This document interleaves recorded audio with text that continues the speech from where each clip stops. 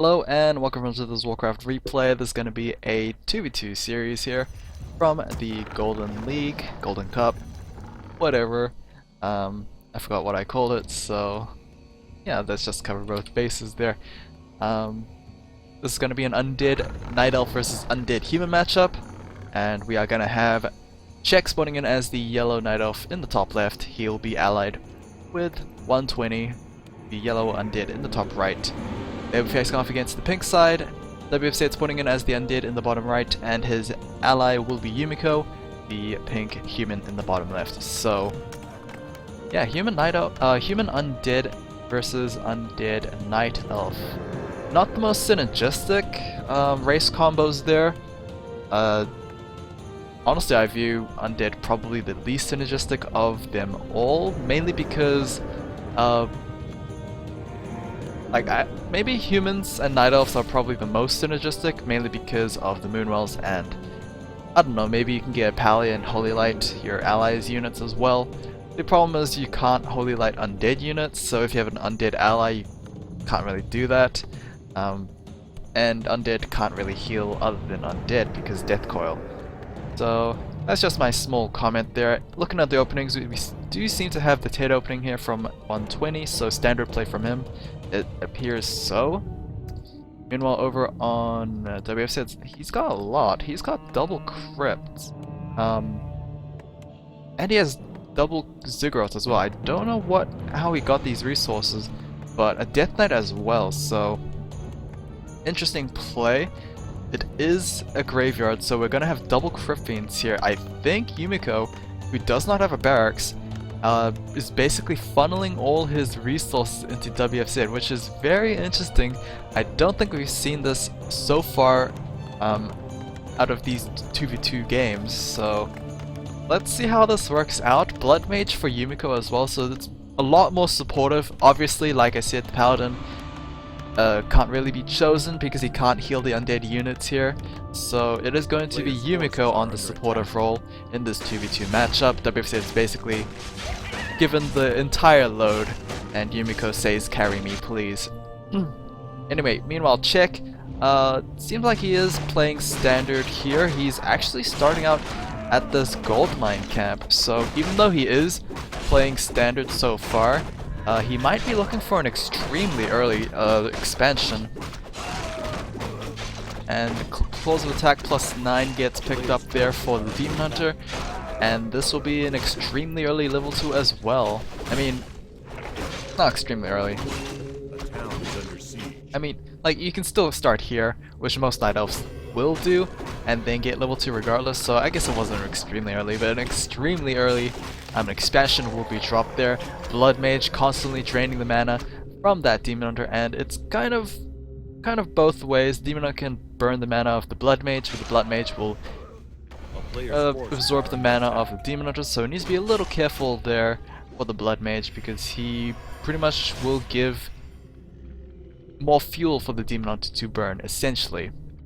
Alright, Death Knight comes as level 2, so let's see what he can do here. He did bring a lot of Crypt Fiends as well.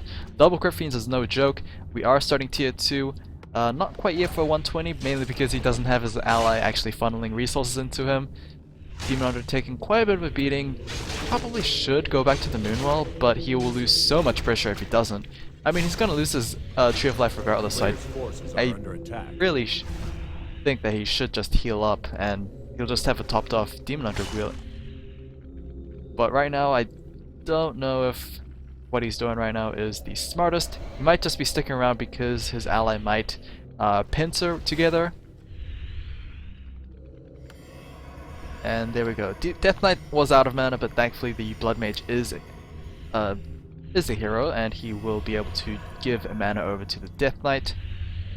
Something that 120 hopefully wishes for, but of course he can't exactly get that because Blood Mage is impossible for a Night Elf player. The Latest Fit of Accuracy gets picked up there from the Troll Warlord camp at the Gold Merchant, and hopefully that will make things a lot easier to deal with against this mass Crypt Fiend army. And of course it will benefit for the Night Elf player as well, assuming that they do go ranged units. Tree of Ages is nearly completed. It doesn't seem like a Hunter's Law has been placed down, so I don't exactly know if it's going to be double ancient of laws or double ancient of winds. But we shall see very soon. Right now it seems like 120 is just holding the leash of this pink army right now. It's not like he can actually deal with this by himself, but his ally is pretty much farming at this mercenary camp, who is going to get level 3, so that will be 100 points of mana being burnt there. If he chooses to do so against that Blood Mage or Death Knight. Lots of archers as well, which is interesting. It does seem like we might not be seeing a Hunter's Hold just yet. I don't know exactly know how to read this. Yumiko, no tier 2 just yet. I don't exactly know if he's ever going to go tier 2.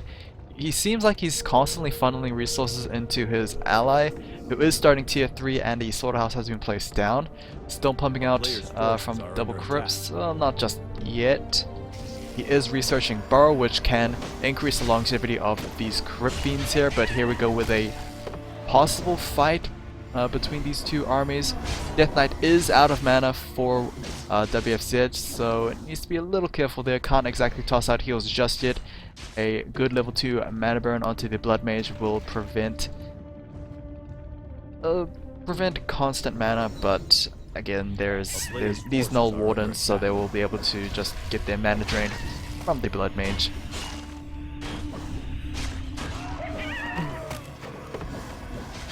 And as simple as that, honestly. I believe that the conversion is unfavorable when giving it to an ally, but again, if you can constantly mana drain from enemies, then it doesn't really matter too much. Lich is out for WFZ, given over the Gloves of Haste and +6 Claws of Attack there. Claws of the Dead has been completed for 120 as well, but his Lich has yet to be completed. Nagasi Witch out as a second hero for check, and they are starting to siege this human base, which is currently armyless and very weak on defenses there. But here comes the pink army to try and deal with this threat. Population is currently 60 versus 50 and 40, and of course Yumiko is at 18, but pretty much only 5 of that is on that Blood Mage. Oh, we did have a couple of militia here, but essentially it is just that Blood Mage. And you can see here Yumiko and WFZ having pretty much good amount of gold with each other. 120 is holding on for something. He might just be waiting on that tier 3 probably. No, he's going to start production on his statues. Not just tier 3 quite yet. We have one Ancient of Wind and a Hunter's Hole, so this might just be a single Ancient of Wind and possibly double Ancient of Law.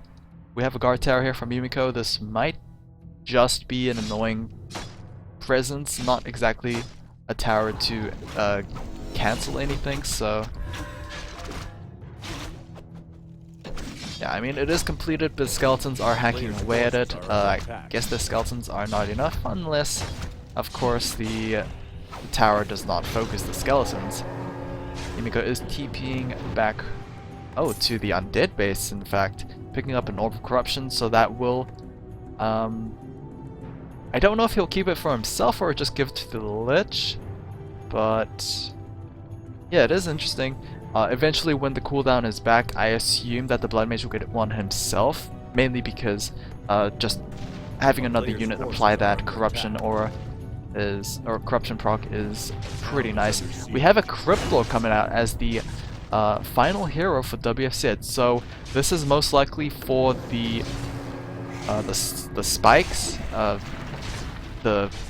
forgot what it was called, but it's basically the line CC that knocks up all those units and stuns them for a couple of seconds, so that is most likely my guess. It's also a pretty solid frontline once it gets a couple of levels, as well as the spiked carapace.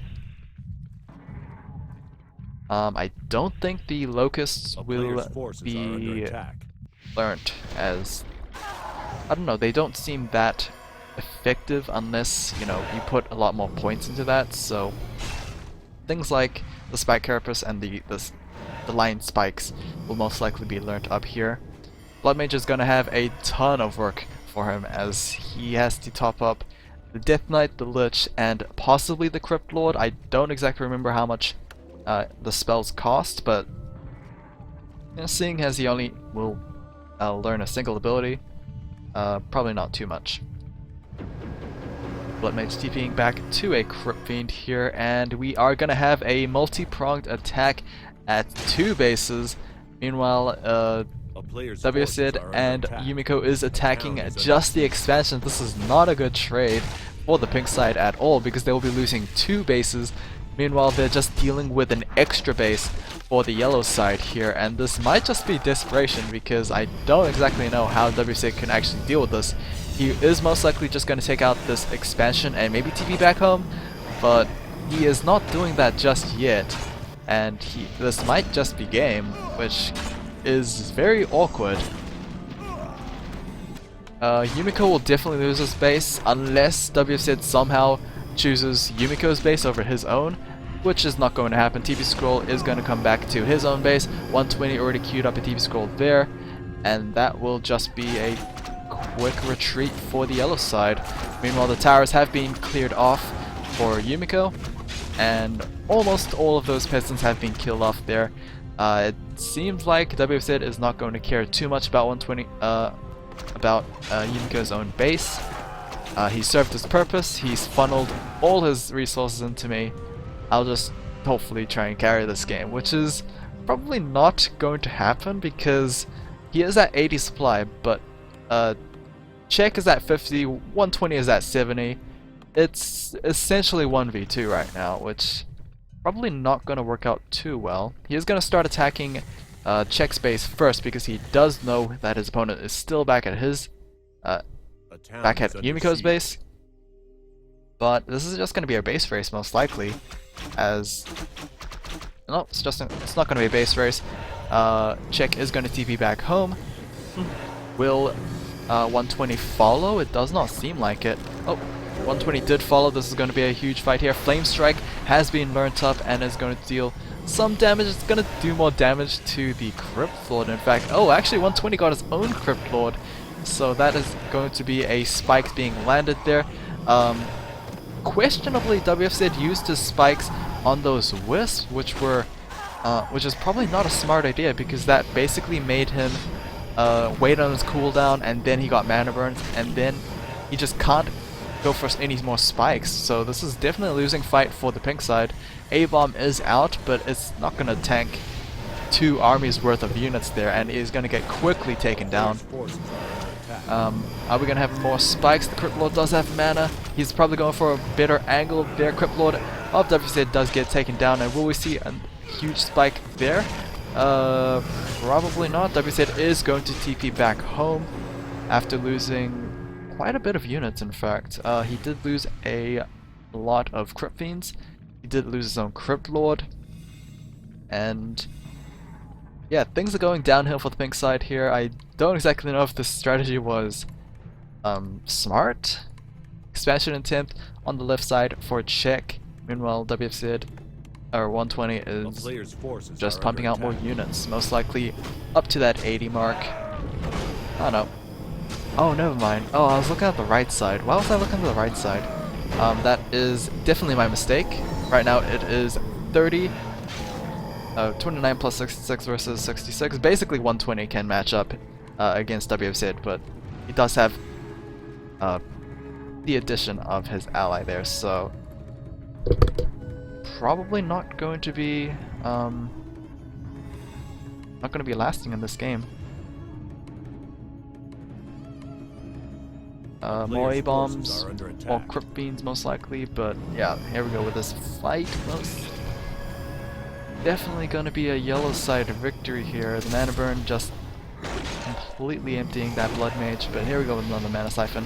We did have one spike by the Crypt Fiend of WFZ, but it didn't impact the game too much. But while that was a huge spike by 120's own Crypt Lord, and that does equal a Crypt Lord being taken down for the pink side here. A-bomb is going to get bursted down even after a level 2 death coil, but that is just going to be not going to be enough. and this is most likely going to be GG. The Death Knight is getting focused down by the Demon Hunter. Death Coil right before that Vision Staff there. This is just... Oh, actually, that looks pretty close, but it seems like the pink side is slowly losing, and that's going to be GG. And that is going to be a 1-0 victory for the yellow side, 120 in check. Not entirely sure if the strategy was worthwhile in the late game. It definitely did seem good in the early game, but yeah, it does run out of steam eventually. So hopefully you guys enjoyed that. I will see you guys again in game 2. Take care.